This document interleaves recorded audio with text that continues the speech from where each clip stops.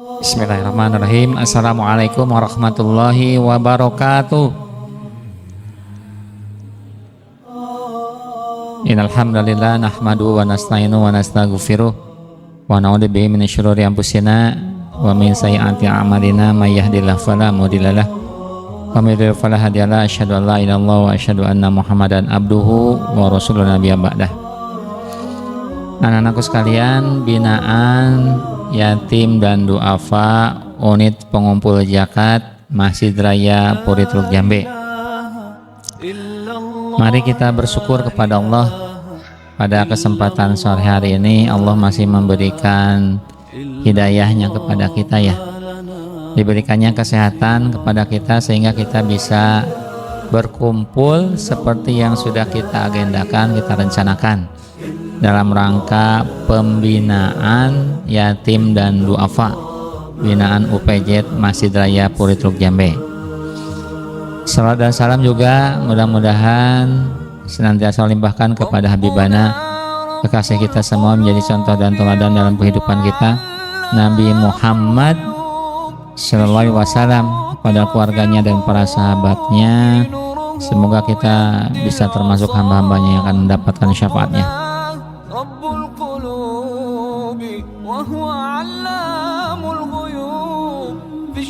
Jadi seperti biasanya kita agendakan setiap minggu kedua itu ada pembinaan, ya.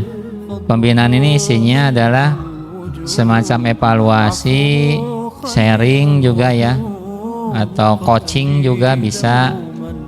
Harapannya kalian lebih bersemangat lagi dalam menuntut ilmu, ya, lebih bersungguh-sungguh lagi dalam menuntut ilmu, karena jenjang kalian dari SMA, SMP, kemudian juga SD, masanya masa sekolah, masa belajar, jadi harus sungguh-sungguh, ya, jangan ada kata malas, ya, karena berkali-kali kita sampaikan bahwa yang bisa memutus mata rantai kemiskinan, kekurangan secara ekonomi, salah satu faktor yang terbesar adalah bagaimana anak-anak kita harus bisa tuntas sekolahnya, harus sungguh-sungguh sekolahnya, sehingga dia punya ilmu, punya keterampilan, punya mindset berpikir yang bagus, ya. Nah, itu harapannya nanti setelah sekolah bisa kompetisi mencari pekerjaan, dan harapannya juga paling tidak mendapatkan pekerjaan yang lebih baik lah, gitu, ya, seperti itu, sehingga efeknya kepada penghasilan atau ekonomi, harapannya seperti itu bisa banyak membantu kehidupan keluarganya masing-masing, ya. Anakku sekalian, pengurus UPZ itu punya tanggung jawab terhadap donasi yang diberikan oleh para donatur, baik lewat sunduk, lewat kotak, ya. Kanan kiri itu ada kotak yang memang dikhususkan untuk UPZ. Nah, tanggung jawab kita sebagai UPZ adalah bagaimana dana yang dikumpulkan itu bisa tepat guna, tepat sasarannya, efektif pemakaiannya, penggunaannya, ya, gitu. Salah satu diantaranya adalah menggunakan dana yatim dan duafa ini buat membantu biaya sekolah, ya, seperti itu. Dan alhamdulillah sampai saat ini bisa kita laksanakan dengan baik. Nah, di samping memberikan donasi kepada yatim dan duafa binaan, kemudian juga kita ingin memastikan bahwa kalian itu sekolah dengan sungguh-sungguh, ya, sekolah dengan sungguh-sungguh. Karena apa? Karena masa kalian baik-baiknya, ya, jangan sampai berlalu begitu aja, sayang, habis waktunya. Nah, kaitannya dengan menuntut ilmu kan ada ilmu agama, ada ilmu umum. Pembagiannya kita kan seperti itu, ya. Ada ilmu agama, ilmu umum. Kalau dulu ada sekolah agama, ada sekolah umum. Nah, kita berharap kalian juga punya bekal agama yang bagus gitu ya. Makanya setiap kali pembinaan kita tanyakan sholatnya bagaimana. Ibu-ibunya juga harus ngasih contoh. Ibu-ibunya udah sholat semua belum? Udah ya, alhamdulillah. Jadi seperti itu, harus ngasih contoh karena pendidikan itu sebagai kudwah ya. Sebagai kudwah itu adalah orang tua. Gak bisa anaknya bagus sementara orang tuanya gak bagus, jarang gitu ya.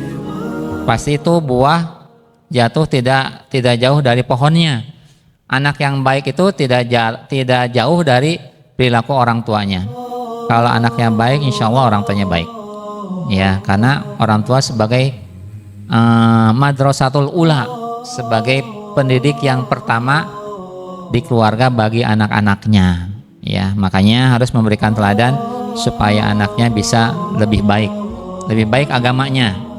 Sholatnya jangan sampai ditinggalkan ya. Jangan yang lima waktu jangan sampai didiskon. Tadi masih banyak tuh yang belum sholat. Sholat subuh tidak cenah. Sholat duhur tadi cung yang sholat duhur. Tuh alhamdulillah ya. Nah gitu, sholat asar tadi udah ya, sama sholat subuh yang tadi belum. Ada yang belum sholat ya, ada yang ketinggalan, kesiangan dan segala macam. Intinya seperti itu ya. Jadi semuanya harus kerjasama ya. Kita sebagai pengurus UPJ paling tidak mengingatkan, membina bagaimana ibadahnya kepada Allah, sholatnya yang pokok ya. Karena kalau seseorang masih mengerjakan sholat, potensi baiknya lebih besar ya. Ada orang misalkan masih suka bermaksiat ya, masih suka malas-malasan, tapi ketika dia mengerjakan sholat, potensi untuk menjadi lebih baiknya presentasinya masih besar. Karena sholat itu tanha anil fahsya wa munkar ya, bisa mencegah perbuatan keji dan mungkar. Sesuatu yang prinsip dalam kehidupan seorang muslim itu adalah sholat. Makanya diingatkan terus, dibiasakan supaya anak-anak kita mengerjakan sholat ya, supaya disiplin ya.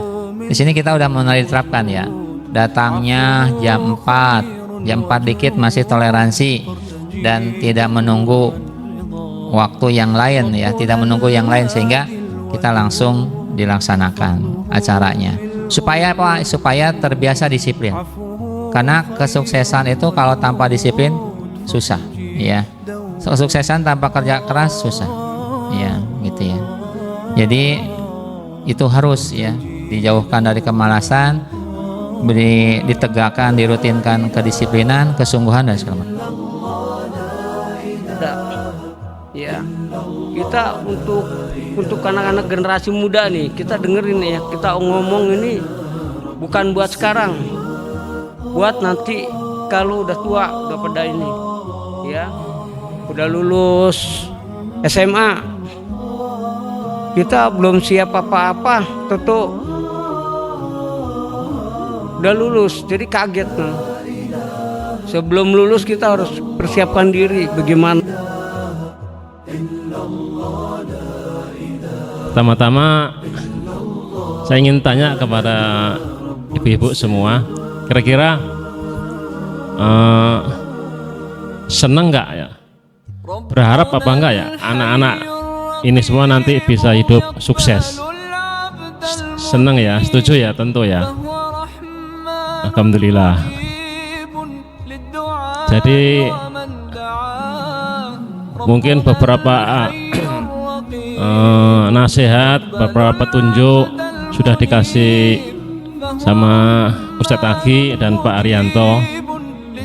Dari saya berharap ibu-ibu sekalian bisa menjadi suri toladan bagi putra-putrinya. Nanti dikasih hadiah, 5 penanya pertama dikasih hadiah.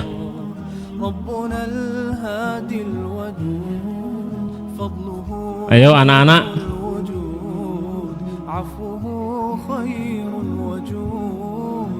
ayo nggak apa-apa, kita ini bapak-bapak dari anak-anak sekalian. Ayo putri-putriku, ayo silakan.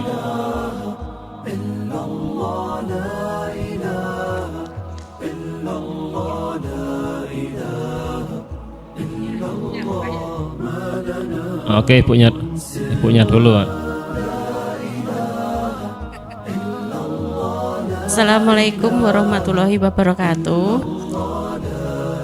Waalaikumsalam. Perkenalkan, nama saya Ibu Darsi, orang tua dari Dimas Seto sama Azahra, di mana mereka berdua sekarang belajar di pesantren. Pertanyaannya itu, bagaimana caranya bisa menumbuhkan kepercayaan gitu loh Pak Haji. Soalnya kan kalau yang cewek itu hafalannya itu masih minder, sebenarnya bisa. Biar nggak minder gitu. Kadang dapat juara, kadang enggak. Sebagai orang tua kan juga pengennya ya kayak teman-temannya gitu, tapi kadang anaknya minder. Dia hafalannya udah apa, udah gini-gini, kata gurunya mah bisa, cuma minder gitu. Ya, sekian, terima kasih. Wassalamualaikum warahmatullahi wabarakatuh. Oh, mungkin ada informasi dari pondok, putrinya sebenarnya bisa mengikuti pelajaran di sana ya, bisa, cuman agak pendiam atau kurang percaya diri atau begitu ya.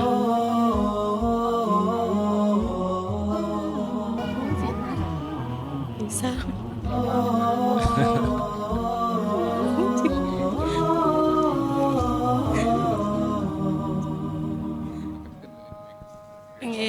Kan kemarin pertama awalnya kan dari tahfiz, habis dari tahfiz anaknya kurang fokus, jadi hafalannya kalau udah ada temen yang ngajak ngobrol gitu ngeblank gitu loh Pak Haji, terus dipindahin ke kitab, terus sekarang di kitab kan cuma sedikit, sama Pak Hajinya dipindahin ke tahfiz lagi, jadi anaknya mikirnya bercabang antara tahfiz sama kitab gitu.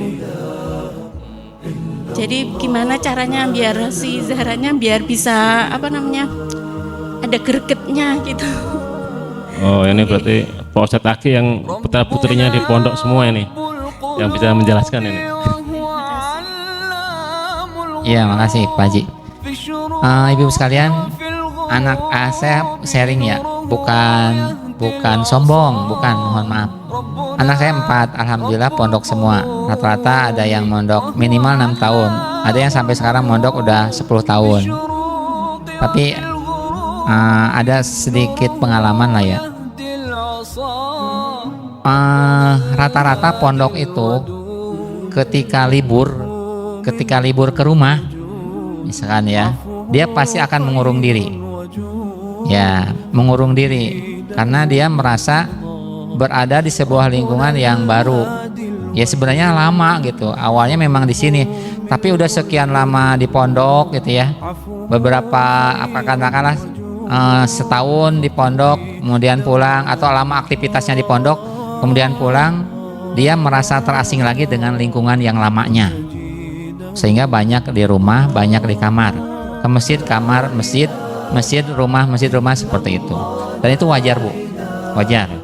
Nanti kalau misalkan sudah menjelang usia pondok 4 tahun, nah itu sudah mulai dia bersosialisasi dengan teman-teman lamanya. Nah itu prosesnya seperti itu. Kemudian yang kedua masalah minder ya, minder itu kan sebenarnya bukan penyakit yang tidak bisa disembuhkan, bisa aja gitu ya. Nah itu tergantung dari bagaimana dia pertama menerima dirinya apa adanya. Ya, menerima dirinya sendiri gitu ya. Saya tahu kelebihan saya tahu kekurangan saya. Jadi harus pastikan anak kita tuh tahu kelebihannya apa, kesenangannya apa, hobinya apa, passionnya apa. Kalau tadi kan anaknya itu senangnya apa di tahfiz, apa di qiraatul kutub, di kitab gitu ya. Kalau anaknya senangnya di tahfiz, lebih nyaman di tahfiz, ya ada ambil tahfiz, jadi dia lebih fokus. Bilangin sama Pak Kiainya, kita minta sama Pak Kiainya supaya anaknya sesuai dengan passionnya, sesuai dengan kemauannya, di situ senangnya apa. Kalau di tahfiz ya udah fokus di tahfiz.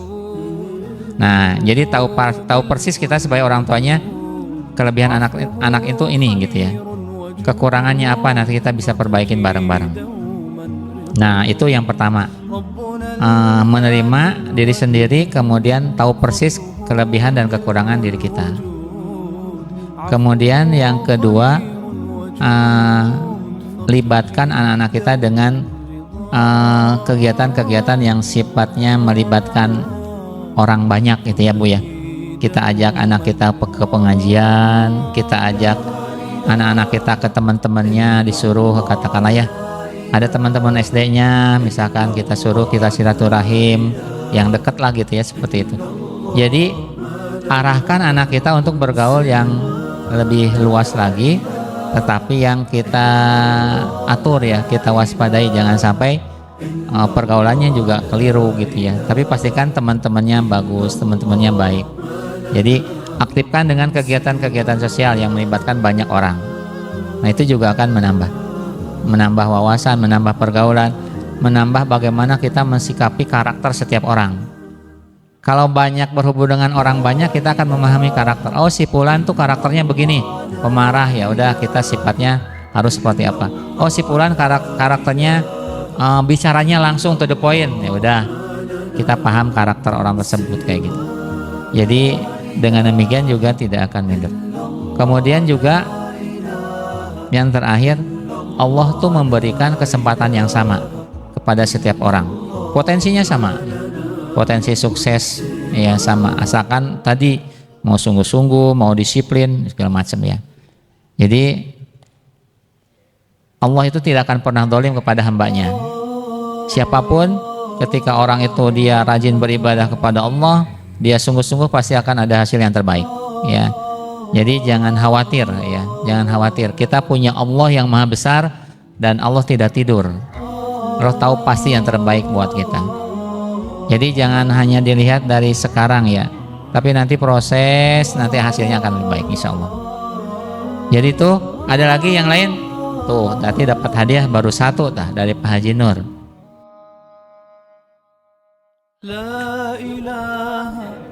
Assalamualaikum warahmatullahi wabarakatuh. Pak, mau nanya, kalau mau sekolah itu kalau bangun tidur susah kenapa ya? Padahal tidurnya jam 10. Eta teh kebluk namina. Jadi kenapa kau susah bangun? Pertama, tidurnya memulainya terlalu malam jam 10 berarti jam 9 harus tidur ya, harus tidur. Biasanya bangunnya jam berapa? Jam 6 udah kesiangan, subuhnya udah mau habis ya, apalagi sekarang kan subuhnya jam 4 lewat 3 menit. Jadi paling nggak jam bangunnya jam 4 lah gitu ya, itu ya. Jadi harus diusahakan bangunnya lebih awal. Kalian bangunnya itu maksimal, tidurnya maksimal jam 9 ya. Kalau yang sudah terbiasa mah jam 10 juga insya Allah nggak jadi masalah. Tapi paling nggak untuk anak-anakku sekalian jam 9 harus tidur. Jangan main handphone terus, jangan ngobrol ya. Ngobrol nggak ada ngalor ngidul, nggak ada manfaatnya. Lebih baik jam 9 langsung tidur, sehingga nanti tidurnya kalian nyenyak, kemudian bisa bangun lebih awal. Terus di keterangan hadis dinyatakan gini, dulu putrinya Rasul namanya Fatimah, beliau itu sangat capek mengurus anak-anaknya dan suaminya. Kemudian beliau meminta kepada baginda Rasul untuk diberikan khodimah, pembantu. Kata Rasulullah, jangan, aku nggak akan ngasih pembantu. Tapi maukah aku tunjukkan satu wirid yang apabila dibacakan di malam hari, engkau akan tidur pulas, kemudian badanmu akan seger, gitu ya, akan fresh. Wiridnya apa? Mudah. Pertama membaca subhanallah, subhanallah, subhanallah. Bisa tuh? Biasa tuh? Subhanallah, subhanallah, subhanallah, subhanallah 33. Kemudian alhamdulillah, alhamdulillah, alhamdulillah, alhamdulillah, alhamdulillah, alhamdulillah 33. Allahu Akbar, Allahu Akbar, Allahu Akbar, Allahu Akbar 33. Dan terakhir la ilaha illallah wahdahu la syarikalah lahul mulku wa lahul hamdu yuhyi wa yumiitu wa huwa ala kulli syai'in qadir. Ini namanya dzikir Fatimah. Coba dipraktekkan nanti malam. Tidurnya pulas, tidak akan terganggu oleh mimpi-mimpi, Demikian mungkin tutup ya. Baik, kita berdoa kepada Allah, mudah-mudahan kegiatan kita diberikan keberkahan oleh Allah, dijadikan catatan amal dan pahala oleh Allah Subhanahu wa taala. Kita doakan juga para pengurus ya, pengurus UPJ, semoga Allah berikan kesehatan, kemudahan, kelancaran, diberikan keistiqomahan.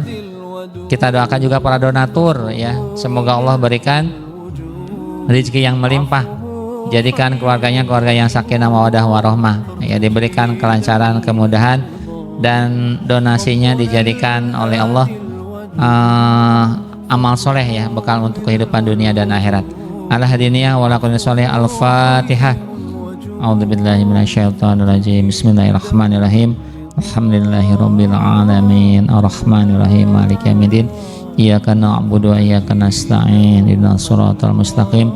Siratal ladzina an'amta 'alaihim ghairil maghdubi 'alaihim waladdallin. Amin.